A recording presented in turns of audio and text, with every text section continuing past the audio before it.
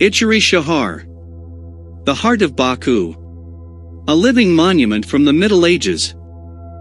Ichari Shahar literally means inner city, the area of Baku defined by the citadel wall that surrounds most of it.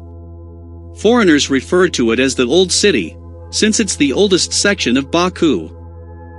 Many Azerbaijanis believe that the inner city, as well as the Maiden's tower inside it, were built in the 12th century. According to some researchers, however, construction may date back as early as the 7th century. The question has not been completely settled. Even though its streets are neutral-toned with browns, beige, gray and an occasional white, artists invariably depict Ichari Shahar with a vibrant rainbow of colors as if attempting to capture the excitement of its lively crooks and crannies. Ichari Shahar's character has changed considerably since Azerbaijan's independence. Commercial ventures have started to spring up, and the medieval town has attracted a great deal of foreign investment. Yet there are still relatively few tourist shops or restaurants in its winding streets. Perhaps that's part of its charm. It's still a private, friendly space that many Azerbaijanis call home. When we interviewed artist Mir Timur, 1947, who has lived in Ichari Shahar for the past 30 years, we asked him to reflect on the changes he has seen in Baku's medieval inner city.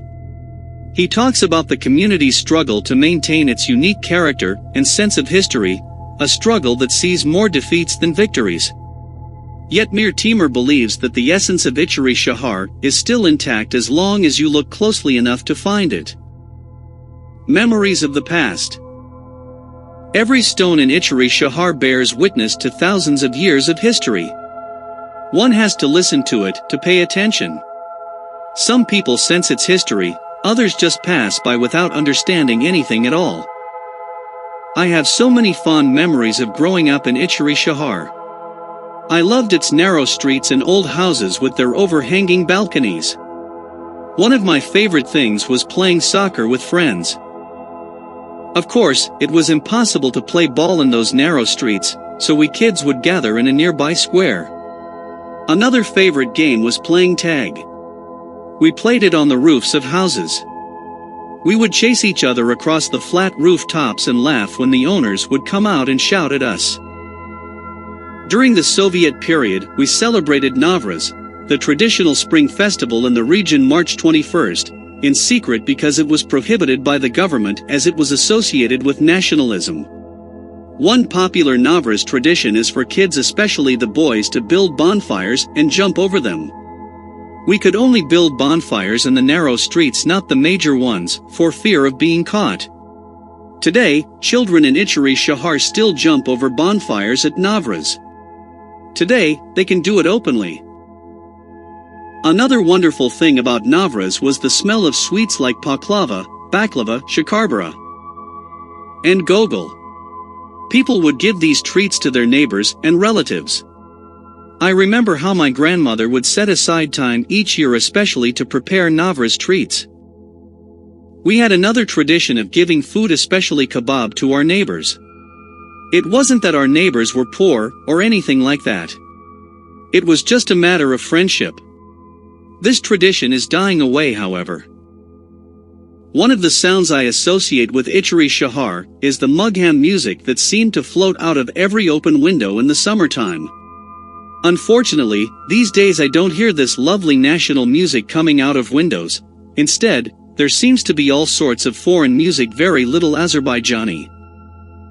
Another sound I remember was that of people playing nard, backgammon, the sound of dice rolling across the board and the sliding and clicking of the round playing pieces. When it was warm outside, men would gather to play a game or two. These days, people don't play backgammon that much, but I still enjoy inviting friends over and playing it at home. In the past, I used to see so many familiar faces on these streets. Nearly everyone I passed, I knew. Now most of the natives of Ichari Shahar have moved to other places. It's rare to see as many familiar faces anymore. On the street we used to say hello to each other even if we didn't really know each other. That was the tradition. Sadly too, this tradition is disappearing too. There's another distinction to Ichari Shahar: the moral and spiritual unity of the community. If a person died and the relatives were mourning, I used to stop in to pay my respects even if I didn't know the family. Somehow, people felt connected to each other and sensed a duty to reach out to one another. I wasn't the only one. All of the people here felt united in the same way. We felt united to each other and to these familiar alleys and buildings. There used to be a very old mulberry tree that defined the square, which came to bear its name, Tutagaji Maidani, Mulberry Tree Square. That tree would spread its shade and stain the pavement with its fruit every summer. Then a few years ago, a big wind came along and uprooted it. The man who lived next door cleared the trunk and branches away, and decided to plant a young mulberry tree in the exact same spot as the old tree. He didn't want the square to stop living up to its name. It was important to him to maintain that history. Situations like that offer reassurance that the spirit of Ichari Shahar lives on, despite all of the changes. Walking tour. Ichari Shahar, though very small and compact, has many kilometers of winding lanes and alleys, which can best be enjoyed on foot. I like people to understand the various levels in the old city first. There's really quite a significant slope from sea level up to its highest point, up to the inner walls of the Academy of Science Presidium. I start at Gosha Gala Gapisi, Double Tower Gate, and show them various streets until we reach the Shirvanshah Palace. From there we go on to Yeti Gumbaz, 7 domes, of the old bathhouse. Up the hill from Mulberry Tree Square is the highest point in Ichari Shahar, guarded by Jebahan Tower, now called Sinig Gala Broken Tower. When Peter I ruled Russia in the 18th century, military forces entered Baku and attacked the city from 2 main points: Maiden's Tower on the waterfront and Jebahan Tower at the highest peak. You can still see places on Maiden's Tower where the artillery fired against it. Maiden's Tower withstood the attack, but Jebahan Tower was destroyed. To this day, it is known by the local residents as Broken Tower. My favorite place of all in Ichari Shahar is the Maiden's Tower. I often climb its winding staircase, the 8 floors, to look out over the city. Ichari Shahar is divided into 8 main districts, which are said to have been established in the Middle Ages. One of them is called Sayyids, which refers to the relatives of the Prophet Muhammad. Hajis, those who had been on a pilgrimage to Mecca, lived in this block as well. Another section is called Agshalvarlalar, literally white-trousered ones, which refers to those who have made the journey, or Hajj, to Mecca. Another block is called Bazbash Yemeyanlar, those who do not eat Bazbash. Bazbash is an Azerbaijani dish made of chopped meat, peas and potatoes mixed with spices. Other blocks were for Lodkakilar, boatmen, Hamamkilar, bathhouse workers, Arabakalar, wagoners, Juhud Zainalilar, Jewish Zainalis, and Noyachilar, oilmen. One last block is called Shagildilar, meaning the Shah came. Some of the names define occupations of their early occupants, others, obviously, carry some humor that is lost on us today. Nevertheless, these names are still preserved in Ichari Shahar, despite the fact that there are fewer and fewer natives actually living here. Many people are moving away not because they want to, but because they can sell their property and live comfortably elsewhere, for example, in Ganashli. Of course, they can't be blamed.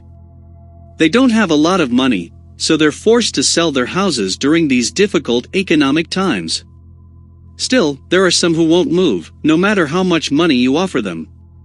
They are deeply attached to their roots and would rather die than move. Defense strategy. Ichari Shahar was not built using a straightforward design. For instance, you wander down a narrow alley and suddenly hit a blind alley. Why? It's not because that was the way houses were built back then. It was planned that way. Let's say that the Gosha Gala Gapisi, Double Tower Gate, is destroyed, and invaders enter Ichari Shahar on horses. 4 horses can run abreast on a wide street, but if they hit a narrow alley, the horses have to file behind each other one by one. It's a lot easier to wipe out the enemy one by one. What's the best way to stop invading forces? Build a city with winding, confusing streets and unexpected dead ends.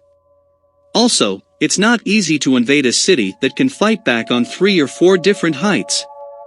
Ichari Shahar was designed so that its people would be able to defend themselves from various heights above the ground. The layout of the streets in the inner city offers other advantages as well. Throughout the Middle East, including Azerbaijan, there are dramatic temperature extremes throughout the year. In the winter, it can be 20 degrees below 0 Celsius, while in summer, it can reach 50 degrees above zero. Ichari Shahar's narrow streets benefit from the considerable amount of shade cast from adjacent buildings. Furthermore, the house's walls are nearly 1 meter thick, which provides a natural cooling system. Disturbing changes. Ichari Shahar has changed a great deal in the past decade. Many new buildings are springing up. A few years ago, there was a mad rush by the international oil companies to refurbish old buildings and set up their offices there. This created terrible traffic jams, since these narrow streets were only built for pedestrian traffic or occasional horses or camels. When these new buildings go up, you hear the sound of the excavator. Our constitution says that historical places must be protected, and there is one section that prohibits the use of excavating equipment. Even if you use a spade or shovel to dig, and you come across a historical artifact or foundation, you are required by law to consult with archaeologists. They, in turn, judge if you can continue your work or not. Some of these new buildings have been built over underground water reservoirs. In early times, people knew about it and dug wells on each street so that they could have clean, cold water.